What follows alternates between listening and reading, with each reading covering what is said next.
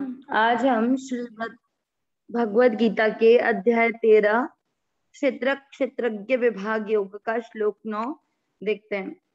पहला चरण अ स की बात जो मात्रा है उसमें आधा क अंदर है, उस आधे अक्षर को स के साथ पढ़ेंगे। असक, असक बचा त पर ई की मात्रा असक्ति।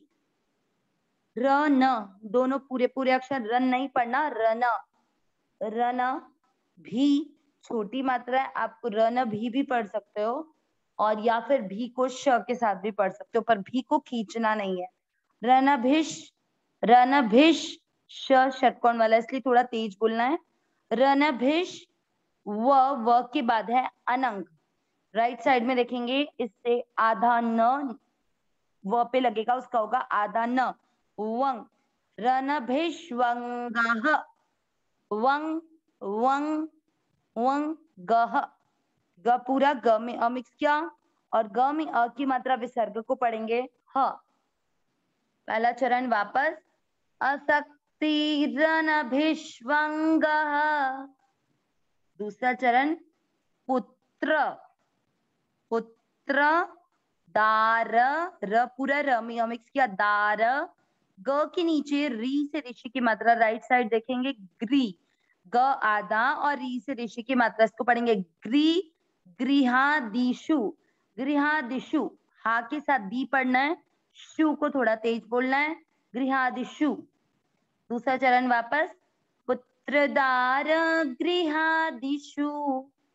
पहला दूसरा चरण साथ में असक्तिरनभिष्वंगः पुत्रदार गृहादिषु। तीसरा चरण नी के बाद आधा त नित्य, नित्य शब्द पुराने के बाद य पर अनुस्वार आधा म, नित्यम च पूरा च में अमिक्स किया, च सम पूरे पूरे अक्षर दोनों में अमिक्स करेंगे, सम ची के साथ आधा त चित वापस पूरा त। इन दोनों को अलग करने का यही रीजन है कि आधा त हम चित्तत्व नहीं बोलते हैं, इसलिए ची के साथ पहले आधा त पढ़ेंगे चित, फिर तत्व त के साथ आधा तत्त, व पूरा व में मिक्स करेंगे तत्व। तीसरा चरण वापस नित्यम च समचित्तत्व। चौथा चरण मिष्टा, श मिष्टा, नी के बाद वापस श, निष्ठो, प पहले एक प अलग से है उसको आपको अलग बोलना है, प में अमिक्स करते हुए प, फिर बोलना है पतिषु। इस पूरे श्लोक में आपको श षटकोण वाला बोलना है, इसलिए थोड़ा तेज बोलना होगा। कई लोग या तो स संतों वाला बोलते हैं, शंकर वाला, इसलिए थोड़ा इस पे ध्यान देना है। पतिषु। चौथा चरण वापस मिष्टा निष्ठोपपत्तिषु, पपत्तिषु। तीसरा चौथा चरण साथ में नित्यम च समचित्तत्व मिष्टानिष्टोपपत्तिषु।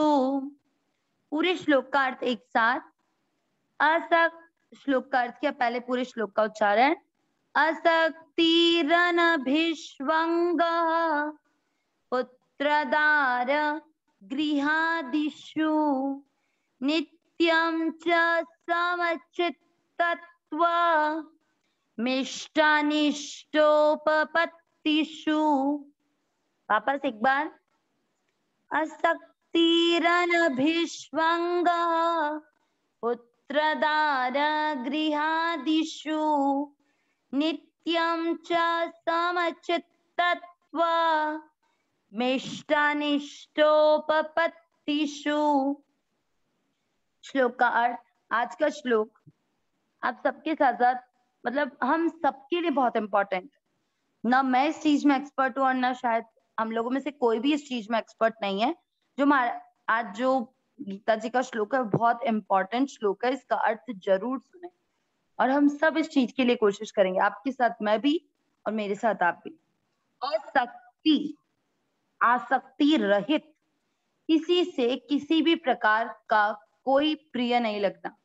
चाहे कोई भी वस्तु, चाहे कोई भी व्यक्ति, चाहे कोई भी घटना, कई बार हम किसी चीज को याद कर कर मुस्कुराते हैं क्योंकि हमें वो टाइम बहुत अच्छा लगता है, वो हमारी उस चीज से प्रियता है।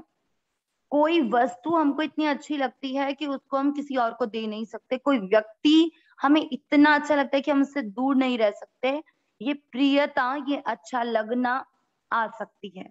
और असक्ति, शक्ति है, और असक्ति यानी जिसका उसके अंदर प्रेम ना हो। अभी भगवान श्लोकों के द्वारा वो बता रहे हैं कि हम किस तरह शरीर के साथ अपना संबंध विच्छेद कर सकते हैं। तो पहली चीज, किसी के साथ अपनी प्रियता नहीं होनी।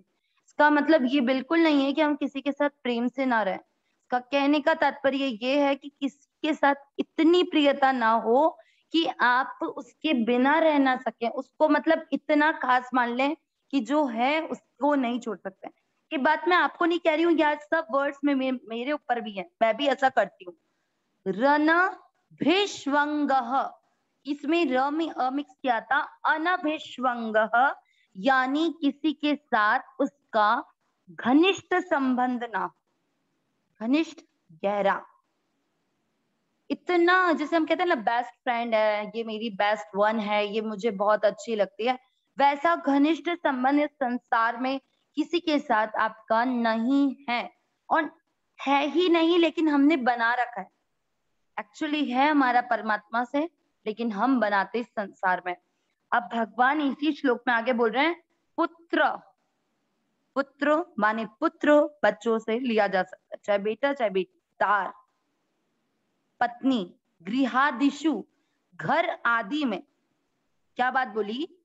पुत्र, स्त्री और घर आदि में आपका किसी के साथ में भी घनिष्ठ संबंध ना हो। मतलब हम लोग कई बार परिवार में इतना अपनापन, हम नहीं, आप नहीं, सिर्फ मैं भी, इतना अपना मान लेते हैं ना कि वो आपसे एक मिनट के लिए भी ना आपकी अपोजिट बोलना चाहिए, ना आपसे दूर होना चाहिए। इसके कारण ये आज सच में ये श्लोक आज मेरे ऊपर ही है, और इसमें महाराज जी बहुत बड़ी बात साधक संजीवनी में बता रहे हैं कि हम लोग जो घर में, अपनी घर आदि में, पुत्र में और स्त्री में घनिष्ठ संबंध, उनको इतना अपना मान लेते हैं, और जो प्रियता रखते हैं उसके लिए वे बोल रहे हैं कि उस ना तो वो प्रियता रखे यानी प्रियता रहित हो, और ना ही किसी के साथ उसका घनिष्ठ संबंध हो। नित्यम च समचित्तत्व, नित्यम हमेशा, च और सम समान, चित्तत्व उसका चित्त हर परिस्थिति में समान रहे। किसमें? मिष्टा अनुकूल, निष्ठो प्रतिकूल, चाहे अनुकूल हो चाहे प्रतिकूल हो। कहाँ पर? घर में। घर में चाहे कोई भी आपके साथ कैसा व्यवहार, उस सब में आपका समान व्यवहार रहे। मिष्टा निष्ठोपपत्तिषु यानी आपका अनुकूल और प्रतिकूल में चित्त हमेशा समान रहे। मेरे साथ तो अभी इनमें से एक भी गुण नहीं है, और हम सबको आज अपना एग्जामिनेशन करना चाहिए, क्योंकि जैसे मैंने श्लोक को अर्थ देखा तो ये चीज लगी कि ये मेन हमारी प्रॉब्लम है, जिसके कारण हम इस शरीर को अपना मानते हैं।